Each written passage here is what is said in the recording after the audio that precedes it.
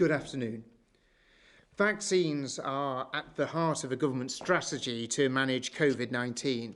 As of today, 18,242,873 people have been vaccinated across the United Kingdom and 18,911,978 doses have been given overall. Since yesterday, 9,938 people are reported to have tested positive for coronavirus. As of the 22nd of February 2021, 16,803 people were in hospital with coronavirus. That's down 20% from the week before.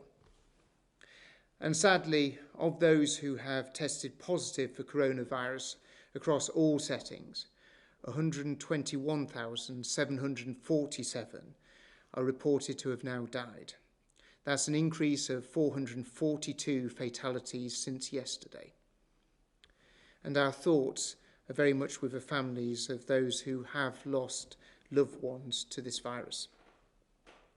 On Monday, the Prime Minister outlined the roadmap out of lockdown and gave us the news that we've all been waiting for.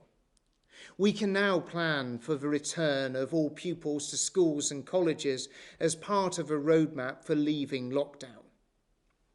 I want to say once again a massive thank you to our incredible teachers, leaders, support staff and childcare workers.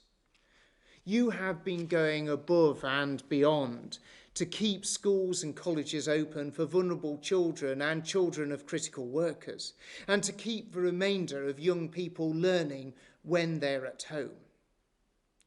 I also want to thank parents who've been supporting their children while they learn at home. And I want to thank children and young people themselves for their patience and resilience. I know it hasn't been easy, but you have adapted and done so much to make sure that you've been able to continue to learn. Everyone is longing for a return to normality. And I want you to know that we're continuing to support schools, colleges and teachers with extra help to boost children's learning. We're investing in a range of options that parents and children will benefit from, whether that's summer schools, extra funding for specialist teaching and expanding our national tutoring programme. As the Prime Minister said, we can now take the next steps. These will be cautious, but that's crucial if we don't want to end up going backwards. So the process we've planned will be carefully managed at every stage. I'm incredibly pleased that the latest data tells us that we are able to proceed with a full return of schools and colleges from Monday, the 8th of March. As we outlined earlier this week, primary school pupils will return to school on that day, while secondary schools and colleges will be able to stagger their return over that week to ensure all their students can be offered COVID tests. Wraparound childcare for primary and secondary school pupils will also resume from the 8th of March. University students who are studying practical courses, who need specialist facilities, can also return to campus from then on too. We'll review the timing for return of the remaining students by the end of the Easter holidays. Despite everyone's best efforts, many children are going to need longer-term support if they're to make the educational progress that they need. This is why the Prime Minister and myself appointed our Education Recovery Commissioner, Sir Kevin Collins, to advise on how our early years settings, as well as our schools and colleges, can address these learning gaps as quickly and as comprehensively as possible. But because young people just cannot afford to wait, we're putting in place a range of immediate measures for schools to start now to recover lost learning. Today, we're announcing the introduction of a new one-off £302 million recovery premium for state primary and secondary schools, building on the pupil premium to further support pupils who need it most. We're expanding our successful tutoring programmes. £200 million will fund an extended national tutoring programme for primary and secondary schools. An extension to the 16 to 19 tuition fund to support more students in English, maths and other vocational and academic subjects, and funding to support language development in early years children. Finally, £200 million will be available for secondary schools to deliver face-to-face summer schools. Schools will be able to target individual pupils' needs. This means that if your child needs extra help, then they are able to get it. For example, a block of tutoring can help a child gain 3 to 5 months of catch-up in learning. We know our teachers are best placed to understand what your children will need, so they'll have the tools to deliver that extra boost and make a real difference as we recover from this pandemic. The package announced today will build on the £1 billion catch-up package we announced last June and forms part of a wider response to help pupils make up for the lost learning they've suffered. This isn't just about more money for schools. This is investing in our children. This boost to learning will be assessed and evidence-based and will track the outcomes. The scientific advice does support a full return for schools on the 8th of March. As Professor Chris Whitty said on Monday, the risk to children is incredibly low from going to school and from catching COVID. So everything is strongly in favour of children going to school. We are supporting this return with a robust testing regime that will be critical in breaking the chains of COVID infection. 4 million tests have already been completed across primary, secondary schools and colleges. Staff have worked hard to set up testing sites in schools and have had time to get used to supervising the testing. We're now expanding asymptomatic testing further and have published full details online. In line with public health guidance, we're also now advising that face coverings should be worn in secondary school classrooms, as well as in further and higher education settings, unless social distancing can be maintained. Again, this is to help reduce transmission. The risk to children themselves is incredibly low. This is a temporary measure to support the safe return of schools and will be in place until Easter when it's reviewed. All the other safety measures that are already in place continue to be robust, including bubble groups, staggered starts and staggered finishes, increasing ventilation and strict hygiene measures. The return to school is what we have been looking forward to.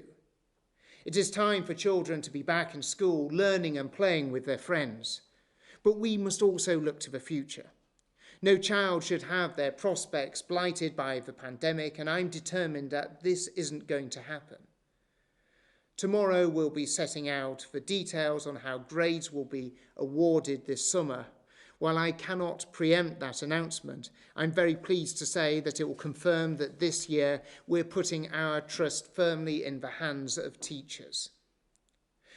The broad range of catch-up measures we have planned will enable children to start recouping not just the lost learning time, but the fun and friendship that they have missed out so much on. They quite simply deserve no less. I think our whole nation has never before valued what schools and teachers and education bring to all of our children more than it does today. And I think we'll all be so much willing for the successful return of all our children back into school on the 8th of March.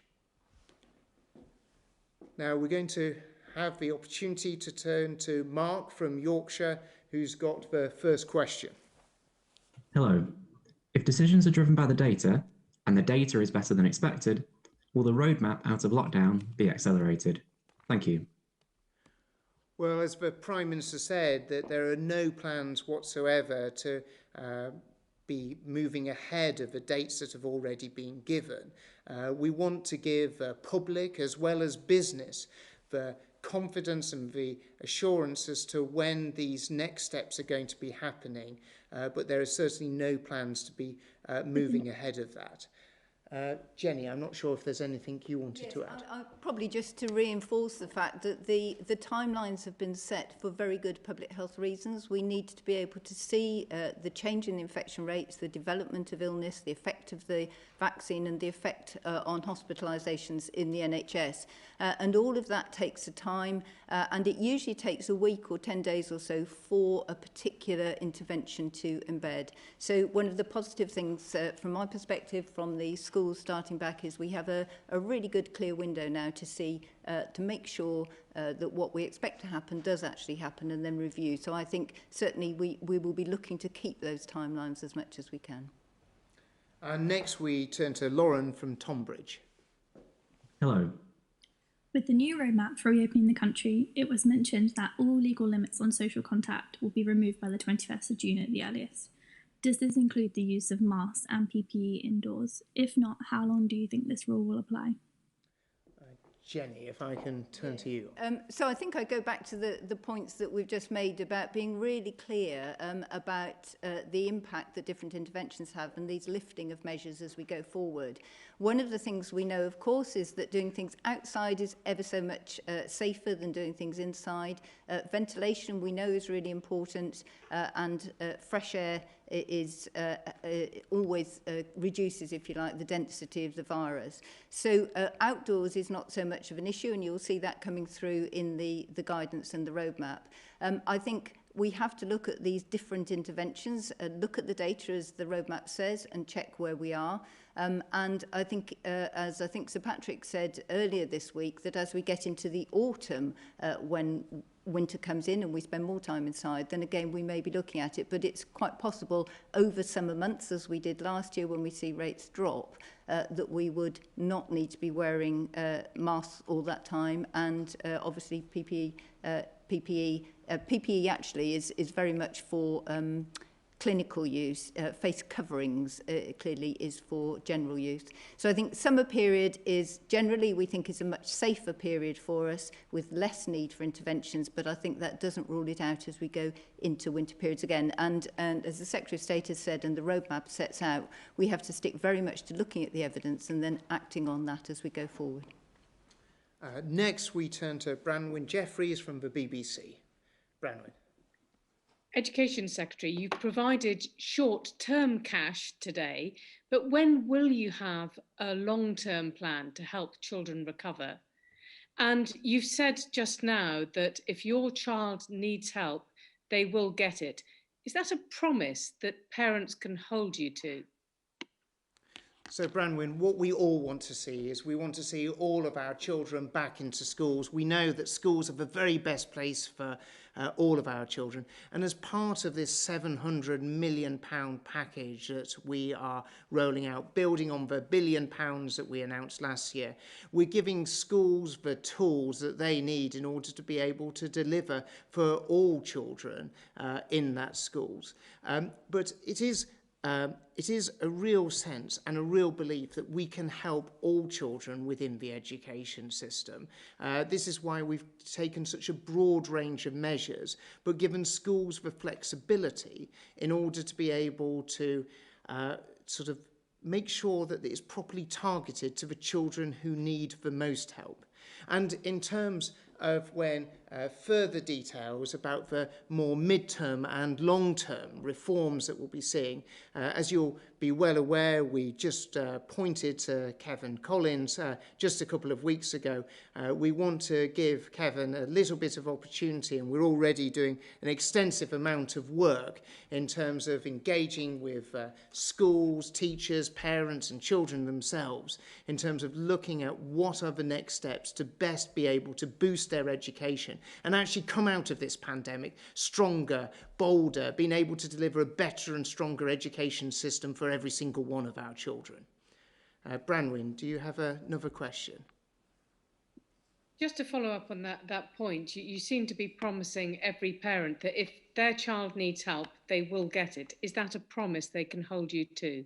Well, schools have always delivered for all children right across the country, and the reason that we've given such a broad range of tools for schools to be able to bring to bear to help children, whether it is for summer schools, whether it's for targeted tuition, or whether it's for flexibility with the extra £302 million that will be going into school budget, to be able to craft that to the specific needs. We'd hope that that would be able to meet the needs of all children, whatever their background, in terms of being able to help them catch up. So yes, we're very much supporting all children in our whole school system.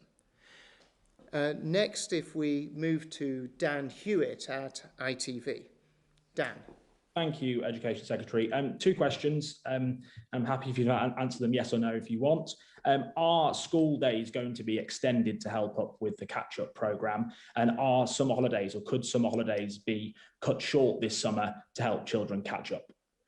So on the summer holidays, what we've done in terms of a £200 million programme is we're wanting schools to be putting on great activities, whether it's education-led or even sort of well-being-led. So we'd be hoping that schools can be offering that, draw down that funding in order to be offering that to children. So yes, we would hope that schools are offering time in schools for children.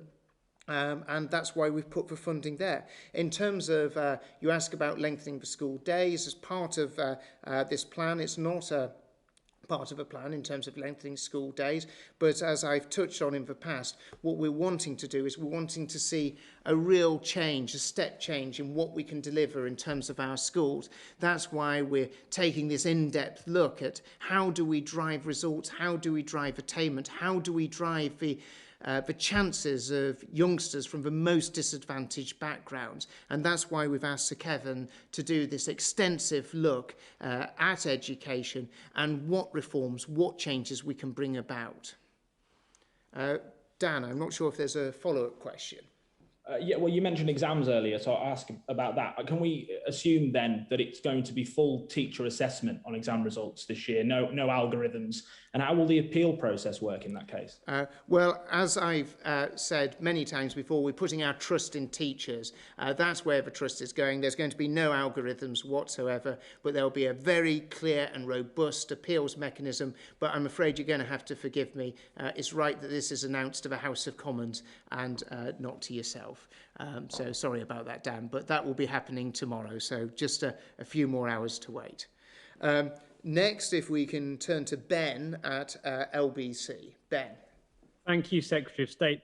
No doubt at all that children have missed out on a huge amount of school, but they've also missed out on a huge amount of other elements of normal life. So, Secretary of State, can you reassure them today and guarantee that the government will not allow a situation this summer whereby children, young people, others who may have not been vaccinated yet will be prevented from going to the cinema, going out for a meal, going on holiday with their family? And if I could ask Dr. Harris, there's some evidence that the so-called Kent variant infects people for longer than the original strain. 13 days for the Kent variant, one study found, compared to 8 for the original COVID strain. They say, the authors of that study, that means that the 10-day quarantine period may need to be lengthened. Is that something you're looking at? And if that did happen, is it your view that more would need to be done to support people financially to quarantine when they need to do so? Thank you. Jenny, would you like to go yes, first? Thank you for that. So yes, obviously we look at the different variants regularly. We have variants of interest and variants of concern. Those are being monitored. You'll be aware that the UK has probably the best genomics functionality in the world, and we're contributing actually to world science on that. So absolutely watched all the time. Different studies will come out with slightly different periods, and what you will have seen with the original, if you like, the original coronavirus in the UK is that we managed the length of time for quarantine to minimise the inconvenience to individuals, but still reduce the risk of onward infection. And so, yes, we are looking at this, but I think we need to be really careful, just because, as with the original coronavirus, you can still, the time that you detect the virus doesn't mean necessarily that that is the infectious period. It may be different in others. And of course, at the moment, we are vaccinating really brilliantly across the country. And so we have quite a different mix at the moment of transmission risks, who may be at risk. So we're just starting to see early signs that those most vulnerable will have less chance of serious disease. And we will have to adapt that as we go through. But actually, every variant will be looked at if it is a significant of transmission risk across the UK. And Ben, picking up on the question that you asked me, I think as a dad myself with 2 daughters, I think the novelty of going for walks with me is starting to run a bit thin now, and they want sort of a slightly more enhanced entertainment. So I think from as a dad's point of view, I'm very desperate to make sure that they're able to enjoy the benefits of opening up society, opening up different parts of the economy, and being able to get out there. So I'm absolutely sure we're not going to be disadvantaging our young people to be able to enjoy the benefits of stepping out into the world so much more than they've been able to. Ben, I'm not sure if you've got another question. Please don't feel obliged if you haven't. There was just a quick thing relating to what you said earlier, Secretary of State. Obviously, you're leaving the summer schools question to individual schools. How are you going to make sure that the inequalities in education that we've seen worsen in this period don't worsen still by lack of central coordination over that catch-up programme? Well, we're really sort of driving the sort of tempo, giving the schools resources. Our regional schools commissioners will be working very closely with local authorities, multi-academy trusts and individual schools themselves in order to be able to ensure that we have this level and, you know, schools are meeting our expectations in terms of spending this money on interventions that are really going to help children, and it's something that already Ofsted started to be able to look at and assess, and actually giving schools guidance as to how best to be able to go forward with this investment that we're making in them. And of course the brilliant work of the Education Endowment Foundation giving very clear guidance about how best we can help. But this is part of the reason why we did the National Tutoring Programme as well, Ben, because there's so much evidence based around the fact that it really does drive attainment with children, almost more than any other single intervention. And this is a resource that's available to all schools around the country. We want to see them making use of it. It's going to be truly transformational for the lives of hundreds of thousands. Next, if we can move to Camilla Turner from The Telegraph. Camilla. Thank you. To the Education Secretary, William Hague said that the impact of COVID on children will leave the biggest scar of the pandemic and require a revolution in teaching. But how revolutionary are you prepared to be? Would you consider things like smaller class sizes, building more schools and longer terms? And secondly, do you believe the COVID generation's life chances are as good as those from other generations?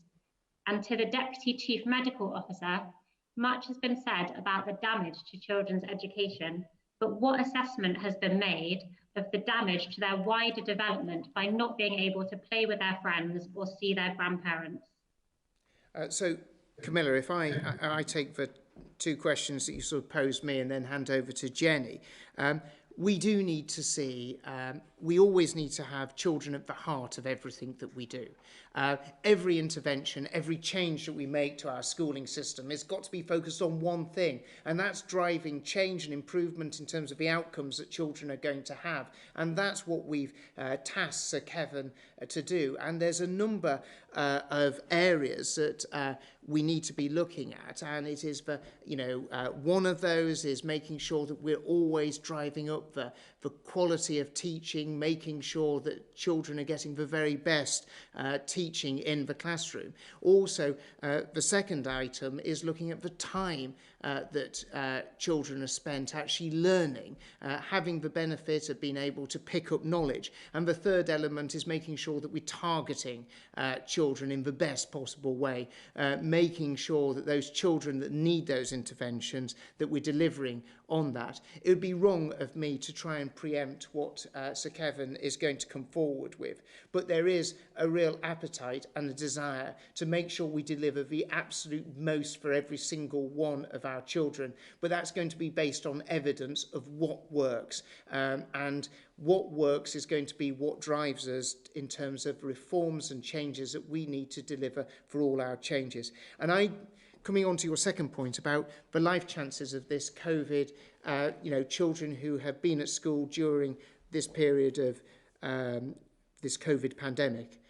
As someone who has 2 daughters at school, I'm absolutely certain that we are going to do everything we can do for all of our children to make sure that they do not, they're not set back by this pandemic, that their life chances are in any way not stinted. We're going to do everything we can do to make sure that they can reach their absolute potential. This is why we're willing to look at every single matter in order to be able to drive their attainment into the future. And we are not going to be timid in terms of our aspirations for them and the actions that we'll have to take to deliver for them. Jenny, Thank you, Secretary of State. Yes, so I think in the same way that face-to-face education, we know that missing that has really significant negative impacts on children's cognitive, emotional, academic well-being and on their physical and mental health. And I think it's not, although we naturally think of grandparents, there are many families with entirely different makeups where there are significant other individuals who children attach to and learn from and are really important in their lives that they haven't been able to see. SAGE, so the Scientific Advisory Group on Emergencies, has looked at, particularly at the face-to-face children's education risks around that, but generally as well about children's well-being. And we know that mental health has deteriorated for many children. It was, rates of referrals for children's mental health had increased anyway in recent years, but certainly it has increased again during the pandemic, which of course is why it's so important that children do go back to school. The only caveat I would just say at the moment around wanting to go and see your grandparents, which is absolutely natural, is 2 things. One, the testing programme in schools is clearly going to mean that people, parents, grandparents and teachers and other school children can be very assured that schools will be as safe as they can, because we are trying to remove infection from that environment. And of course that will have a really positive impact on breaking chains of transmission in communities and in those families. But the slight caveat to that is, having got so far down the line with this and now on the roadmap very, very carefully coming out, I would encourage children not to go off yet, even if their grandparents have had their vaccinations, not to go hugging them too much until we're absolutely sure what the impact of that vaccine rollout has been. I'm sure it's going to be positive, but we just need to take a steady course out through the roadmap.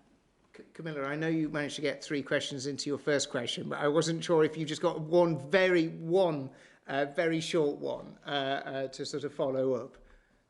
Yeah, so if we know that children's education has been massively disrupted and also their mental health has taken a huge hit in the past year, to the Education Secretary, do you acknowledge that the government's policies over the past year have played a role in this deterioration of children's mental health conditions as well as their academic learning loss?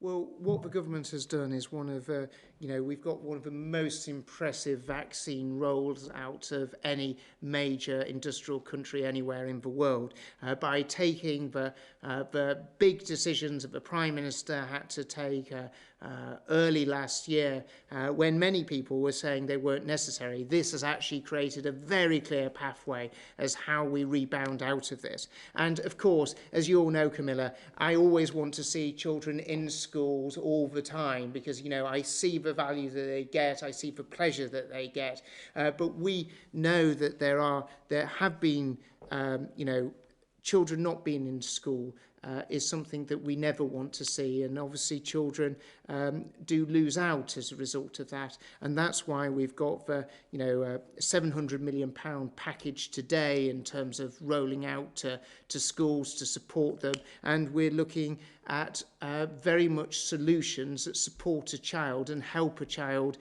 really succeed in the future, and that's the work that we're currently undertaking and we're certainly going to deliver on.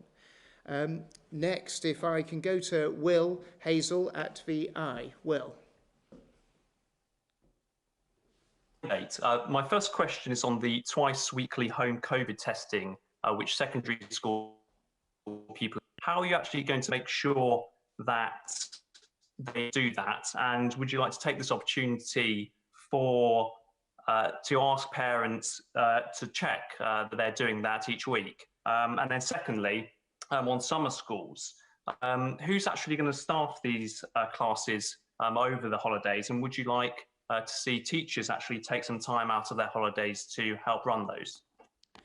Well, on the second point, in terms of summer schools, the reason that we've given schools the additional resource is that they're then in a position to be able to pay existing staff, bring new staff in, be able to properly resource these schools and give a sort of high quality support for children that come in there. So it's really about the flexibility of what works for the school, but most importantly, what will be working best for the children within that school if that school decides to draw down on that funding.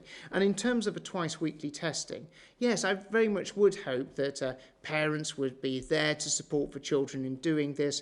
We're seeing over the first 2 weeks of school's return, we'll be seeing in that first 2 weeks children doing the tests but being supervised as part of that, so they properly learn the process about how to do it.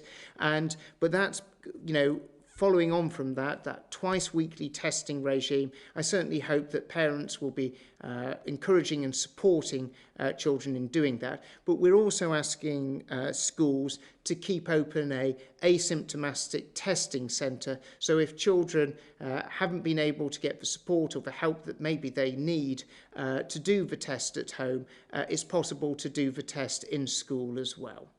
I'm not sure if anything on testing.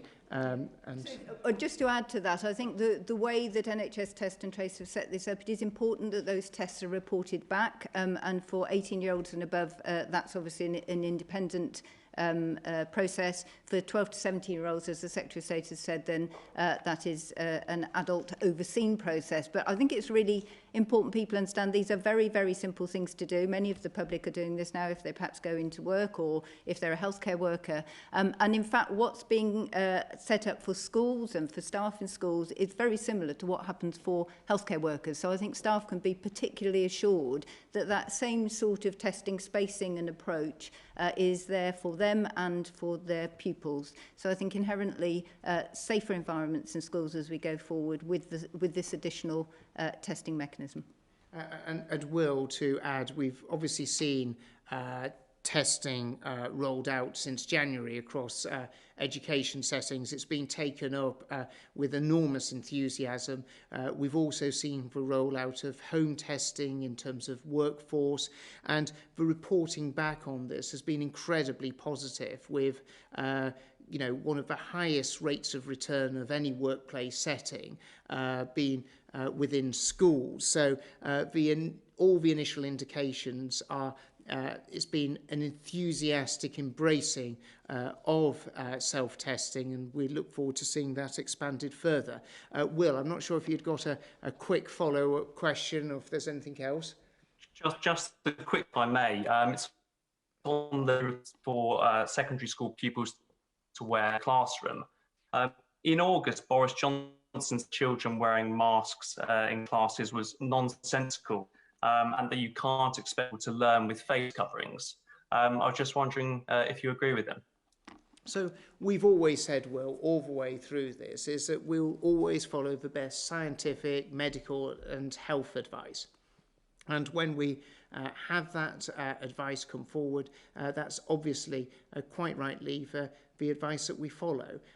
Jenny, I'm not sure if there's anything you want to say on the wearing of face masks. I will actually, because I think earlier on in the broadcast when I was talking to Lauren, I was speaking in very general terms, and obviously this is very about face coverings and their use. So I think we need to be very clear about face masks and PPE, which is for clinical use. Obviously, face coverings are there to help others. We're protecting others by wearing them. And there are a number of different conditions at the moment. So, for example, we have a new variant, and while we are understanding that more, then obviously taking additional precautions makes sense. We understand more about the ability for aerosol generation and transmission. So that is also important. So things I think have moved on, and it should be reassuring to know that we look at the evidence and then adjust our advice accordingly. But I think also one of the things here, if testing is coming into place in schools, and we will see, but it's very likely that we will find a few cases, and there will be some children do have to stay at home, unfortunately, for a short period at the start of term.